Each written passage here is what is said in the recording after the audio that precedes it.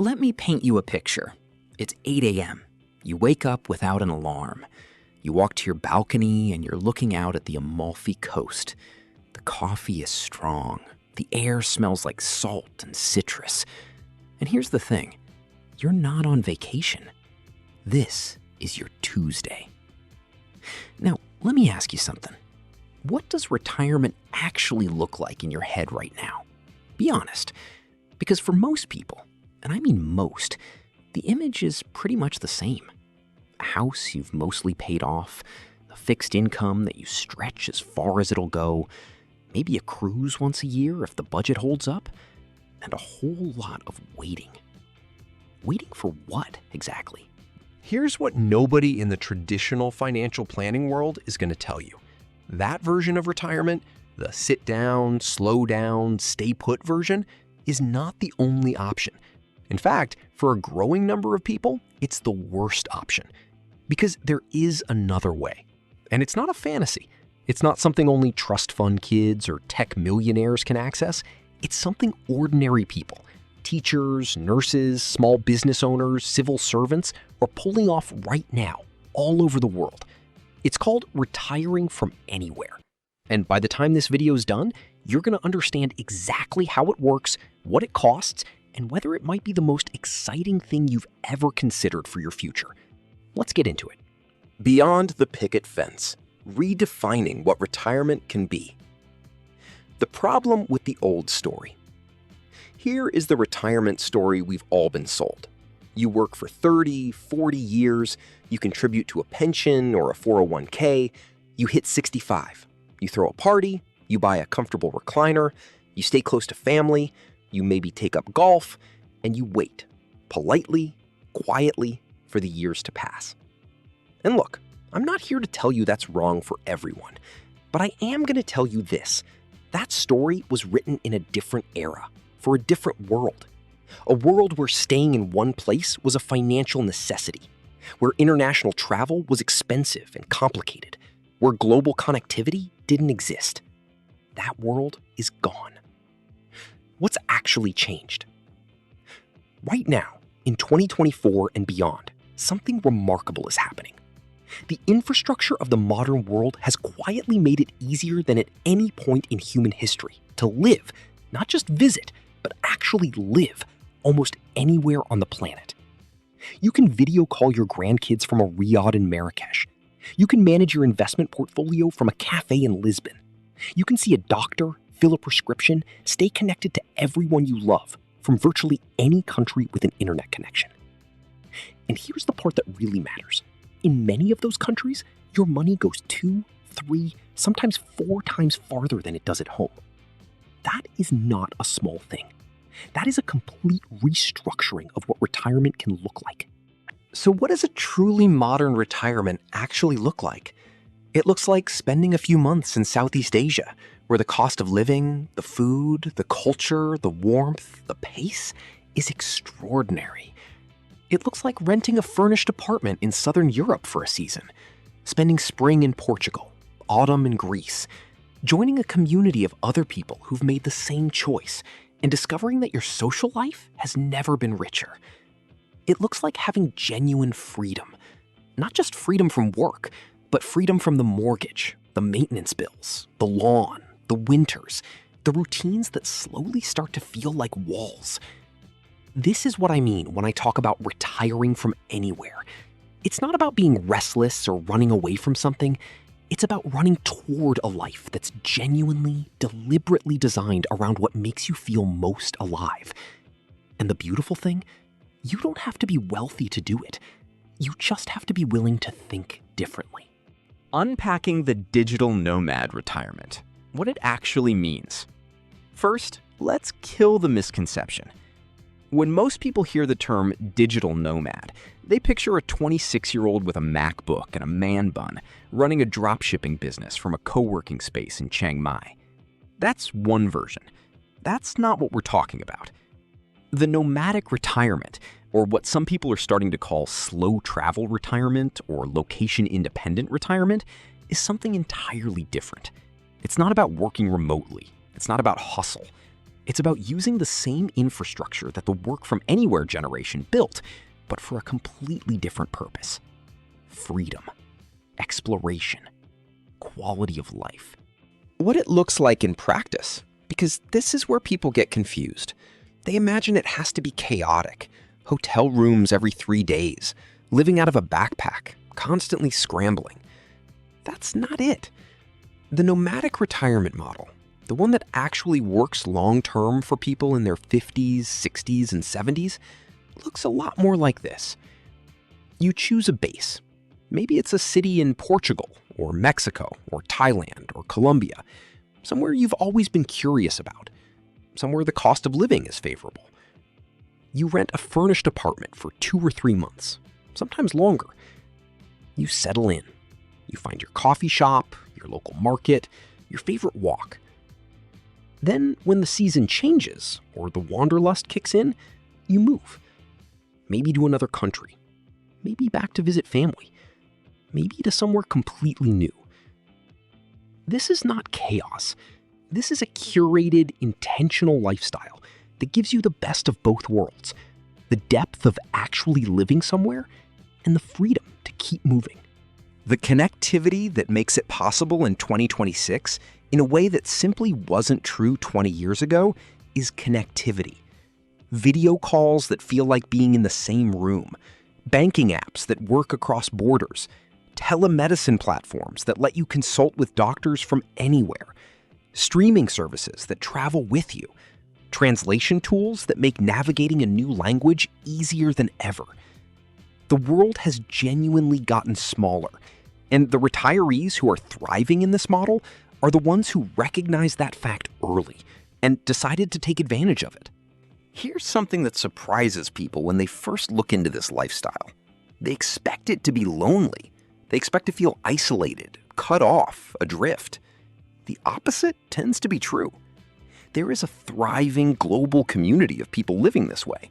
Online forums, Facebook groups, local expat meetups, co-living spaces specifically designed for longer-term travelers. When you show up somewhere as a curious, open-minded retiree interested in actually experiencing a place, not just passing through, you tend to connect with people fast. Many people who've made this shift say their social lives expanded dramatically. New friendships with locals, deep connections with fellow travelers, a sense of community that, ironically, they never felt in the suburb they lived in for 25 years. Financial freedom, making the numbers actually work. The myth we need to bury right now. Let me address the thing that's probably sitting in the back of your mind right now. The voice that says, "This sounds incredible, but I can't afford it. This is for rich people." I hear that. I understand why that assumption exists. International travel, multiple countries, experiences all over the world, it sounds expensive by definition. But here's the thing that most people never sit down and actually calculate. The nomadic retirement lifestyle, when done thoughtfully, is often significantly cheaper than staying put. Let me show you why. The power of geo-arbitrage. It's a term that sounds technical, but describes something beautifully simple. It means leveraging the difference in cost of living between countries to make your money go further. Here's what that looks like in real life. If you're receiving a pension, Social Security, or drawing from retirement savings in US dollars, Canadian dollars, British pounds, or euros, you are holding one of the most powerful currencies in the world. When you take that income and spend it in a country with a significantly lower cost of living, you are effectively multiplying your purchasing power. Consider this: a comfortable, genuinely enjoyable life in certain parts of Southeast Asia. Good food, a nice apartment, healthcare, entertainment, travel within the region can cost between $1,500 and $2,500 per month for a single person. For a couple, maybe $2,500 to $3,500. Compare that to what a comfortable lifestyle costs in a major US or UK city. We're often talking 2 to 3 times that amount, minimum. The math isn't complicated. The implications are enormous. Where the money actually goes. Let's break down the key categories, because this is where people get tripped up. They think about flights and hotels and assume it'll bleed them dry. But that's not how this works. Housing. In most popular expat destinations, think Portugal, Mexico, Thailand, Colombia, Vietnam, Georgia, the country, a furnished, well-located, comfortable apartment rents for a fraction of what you'd pay in a Western city.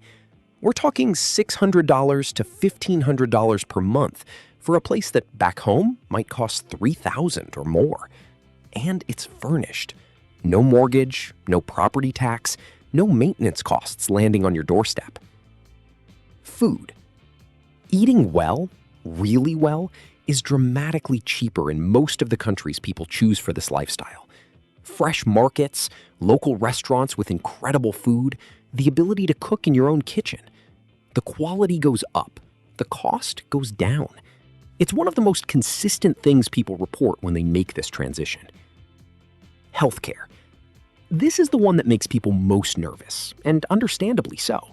But it's also one of the biggest surprises. Many countries that are popular with location-independent retirees, Mexico, Thailand, Portugal, Costa Rica, have excellent private healthcare at a tiny fraction of US costs.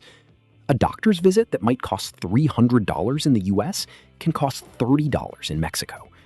Quality private insurance for comprehensive coverage can run $100 to $300 per month in many of these destinations. Many retirees maintain their home country coverage for major procedures and supplement it with local insurance or simply pay out of pocket for routine care. It requires planning, but it's entirely manageable. Transportation. Here's where a lot of hidden costs from home disappear. No car payment, no insurance, no gas, no parking. Most cities in Southeast Asia, Europe, and Latin America have excellent public transportation. Ride-sharing is cheap, taxis are affordable, and many destinations are extremely walkable in a way that suburban American or British life simply isn't. Managing your income streams across borders. One practical concern that comes up immediately is banking and income management. How do you receive your pension or Social Security from abroad? How do you handle currency conversion? How do you avoid getting destroyed by fees? The good news is that this has gotten dramatically easier. Services like Wise, formerly TransferWise, allow you to hold and convert multiple currencies at real exchange rates with minimal fees. Charles Schwab's international banking accounts are a favorite among expats for their zero foreign transaction fees and ATM fee reimbursements worldwide. Many online banks now offer similar features. Social Security, pension payments, and investment distributions can all be set up to deposit directly into accounts you can access anywhere in the world. This is not the barrier it once was. The true cost comparison. Here's the exercise I'd encourage you to actually do. Sit down and calculate what your current life actually costs per month in full honesty. Mortgage or rent, utilities, car payments and insurance, healthcare, groceries, entertainment, home maintenance, property taxes. For most people in Western countries, that number is higher than I think. Then look up the cost of living in Medellin, Colombia, or Chiang Mai, Thailand, or Tbilisi, Georgia, or the Algarve region of Portugal. The contrast is often jaw-dropping. This isn't about deprivation. It's about choosing a context where your money buys you more life. The practicalities, logistics, lifestyle, and building a life on the move. Let's talk about the real stuff. Okay, you're intrigued. Maybe you're more than intrigued. But here's where the practical brain kicks in and starts asking the real questions. What about visas? What about my stuff? What about staying connected? What about building a routine when everything keeps changing? These are exactly the right questions, and they all have answers. Navigating visas and long-term stays. Visas are one of the first logistical hurdles people encounter, and the landscape has genuinely improved in recent years in favor of location-independent retirees. Many countries have introduced specific visa programs designed for remote workers and retirees. Portugal's D7 passive income visa is specifically designed for people living on pensions, investments, or rental income. Panama's Pensionado visa is one of the most generous retirement programs in the world, offering significant discounts on everything from restaurants to healthcare. Mexico's temporary resident visa is straightforward and renewable. Thailand's retirement visa allows stays of up to a year at a time for people over 50. The key is doing your research for your specific situation and target destinations.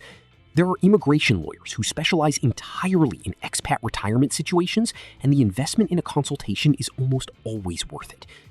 The important thing to understand is this: you are not the first person to do this. There is an entire ecosystem of resources, blogs, forums, legal advisors, Facebook groups, built specifically around the questions you're asking.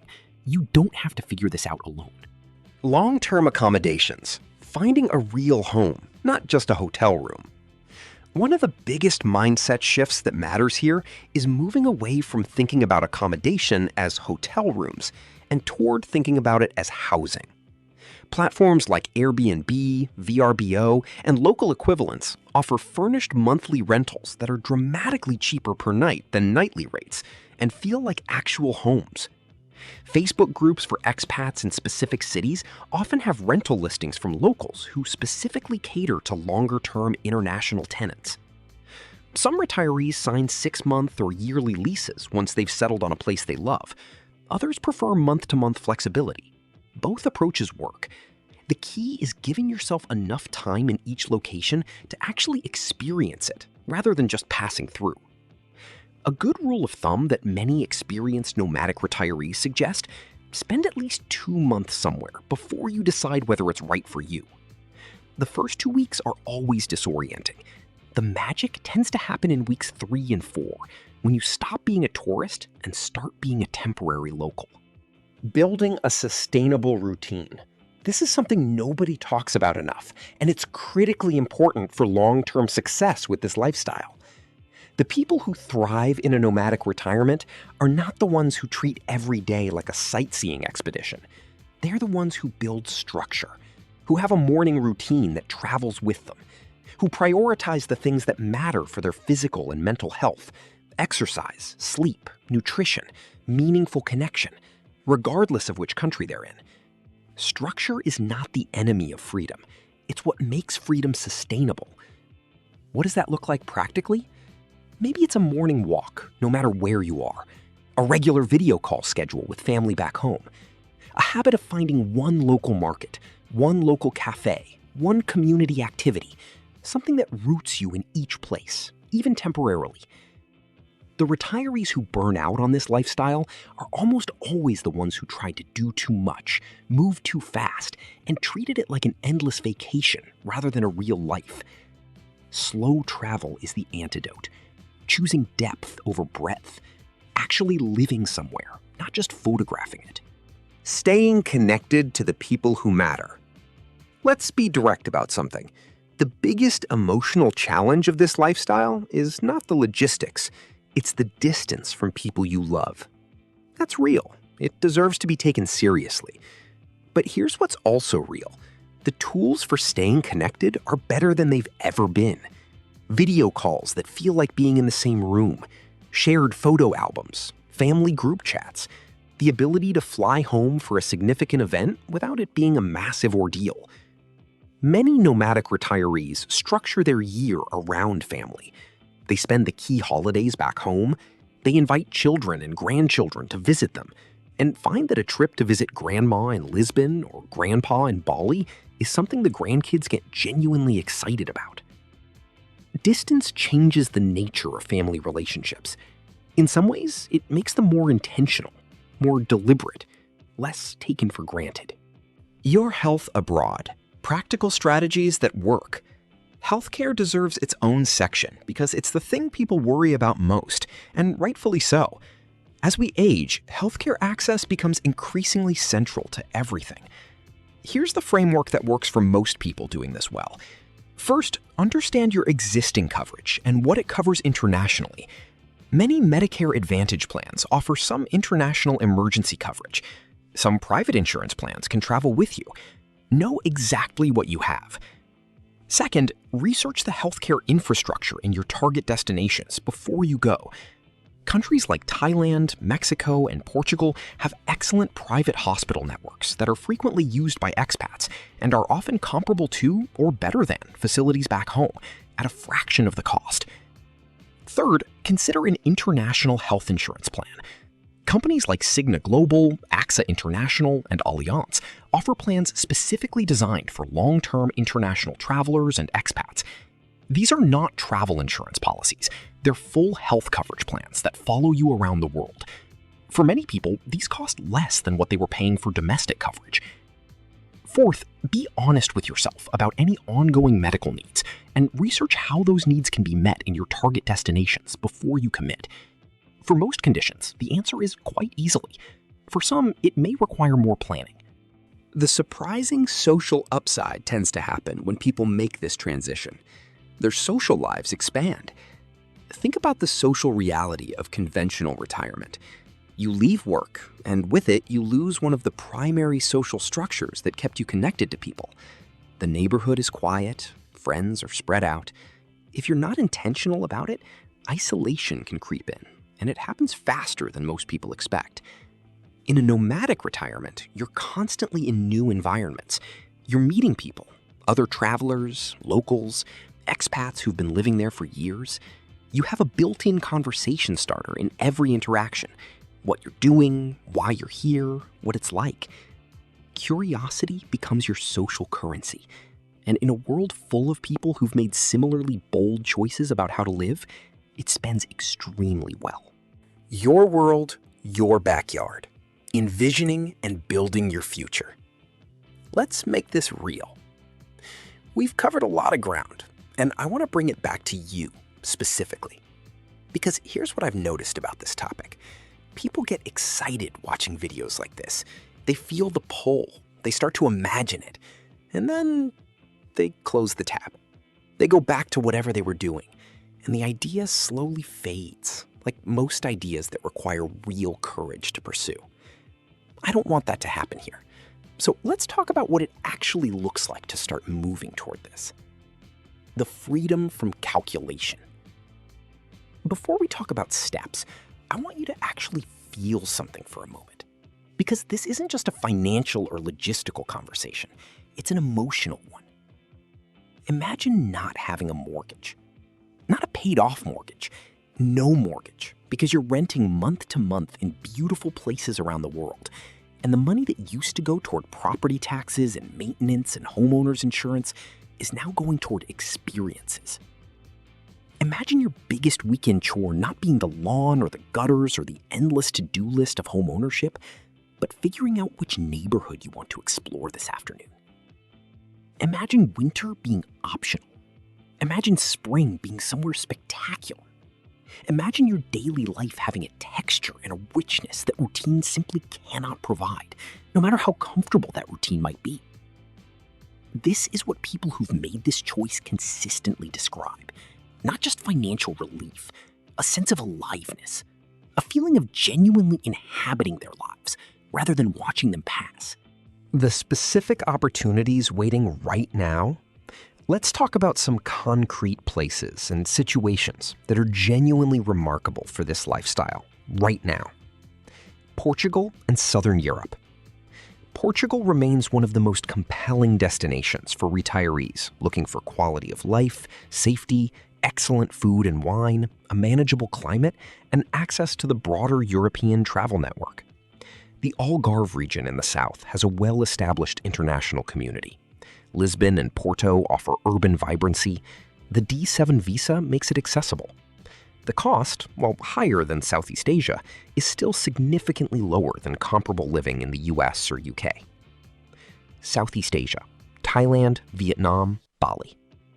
For those who want to maximize their purchasing power and are open to a more dramatically different cultural experience, Southeast Asia remains extraordinary.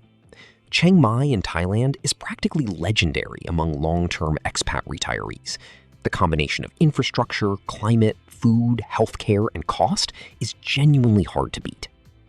Bali offers a spiritual and creative environment unlike anywhere else on Earth.